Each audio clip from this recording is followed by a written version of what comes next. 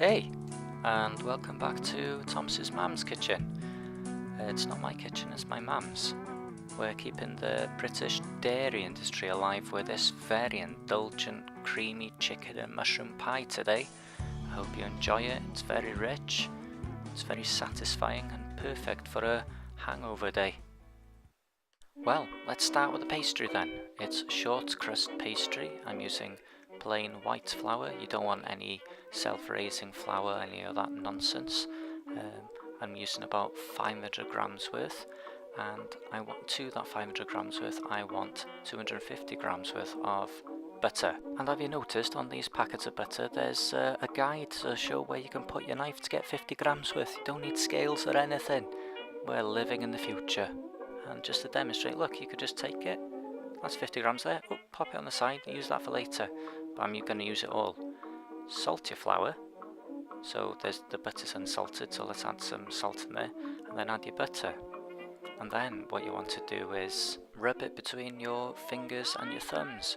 You don't want to add too much heat to it, you don't want to melt the butter, and you want to turn it into like a crummy kind of texture, just like that. It looks like breadcrumbs, looks brilliant. Bring it all together into a firm dough and you're ready to go.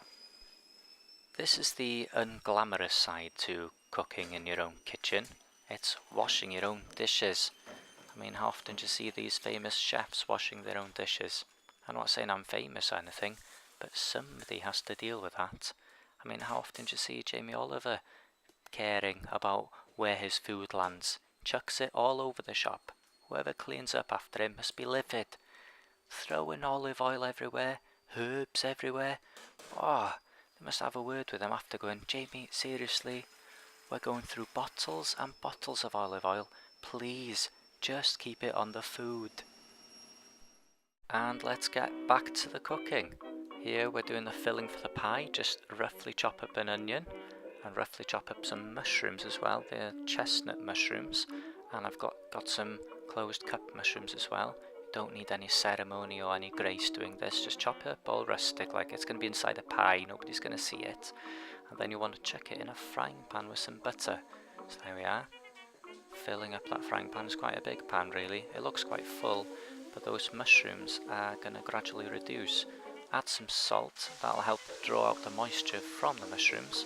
It looks like a woods in there, doesn't it? I'd love to go wandering through that forest trying to find new flavours and culinary experiences. Chuck a load of garlic, as usual, in there. It's on quite a low heat as well, so you're not going to burn the garlic. You just want to reduce and bring the moisture down and concentrate the flavour. So here I am adding some chicken. It's from a leftover carcass again, just recycling the chicken that we've got left over. Bang it in the pan. Put some cream on top, not just any cream, some double cream. Lovely. And let that simmer for a little bit. And as we let it simmer, oh my god, look at that. It looks brilliant, doesn't it? It looks alive. Looks ready to please our taste buds. Chuck some cracked black pepper on there. A wise man once told me, once you go cracked black, you never go back. But who knows? Anyway, give it a quick stir, turn the heat off, and put it to the side, while you turn the oven on to 180 degrees, so you can start preparing your pastry. Chuck some flour down on your worktop, so you've got an area to work your pastry, and you want to chop it in half. Roll it out with a rolling pin, obviously. Don't try and use anything else like a wine bottle or anything like that, because it just won't work. And then place them in your pie dishes and put your filling inside. They look alright, I reckon. Then wash the edges with an egg wash. It's just one beaten egg. Crimp the edges with a fork. You can do a finger and thumb thingy, but you know, I was rushed for time, to be honest. I had this film to make. And then put them in the oven at 180 for about half an hour to 40 minutes, and they'll come out golden brown. And here's the moment you've all been waiting for.